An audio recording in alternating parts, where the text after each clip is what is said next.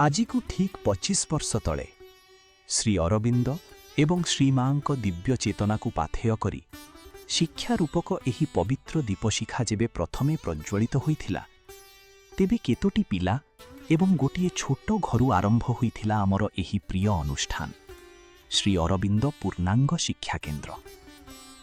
କିଛି ଦୃଢ଼ ସଂକଳ୍ପବଦ୍ଧ ମଣିଷଙ୍କ ନିଷ୍ଠା ଓ ତ୍ୟାଗ ବଳରେ ଆଜି ଏହା ଏକ ସମୃଦ୍ଧ ବିଦ୍ୟାଳୟରେ ପରିଣତ ହୋଇଛି। ଆମର ଏହି ନୂତନ ଭବ୍ୟ ବିଦ୍ୟାଳୟ ପରିସର ଆମ ନିରନ୍ତର ପ୍ରଗତିର ଏକ ଜ୍ୱଳନ୍ତ ଉଦାହରଣ। ଏହି ବିଶାଳ ନୂଆ ତୋରଣ ହେଉଛି ଆଗାମୀ ଭବିଷ୍ୟତର ଏକ ନୂଆ ଦ୍ୱାର, ଯାହା ଭିତରେ ଲୁଚି ରହିଛି ଆମର ସଂଘର୍ଷ ଏବଂ ନୂତନ ସଫଳତାର କାହାଣୀ। ପ୍ରତିଦିନ ଛାତ୍ରଛାତ୍ରୀ ନିଜ ସାଥିରେ ବୋହି ଆଣନ୍ତି ହଜାର ହଜାର ବାପା ମାଙ୍କର ଅଟୁଟ ବିଶ୍ୱାସ। ଦିନର ଆରମ୍ଭ ହୁଏ ଈଶ୍ୱରଙ୍କ ଆଶୀର୍ବାଦରୁ। ପ୍ରାର୍ଥନା ଗୃହର ଏହି ଶାନ୍ତି ଆଉ ଶୃଙ୍ଖଳା ଆମ ପିଲାଙ୍କୁ ଦିଏ ସଂସ୍କାର ଏବଂ ଆଗକୁ ବଢ଼ିବାର ମାନସିକ ଶକ୍ତି।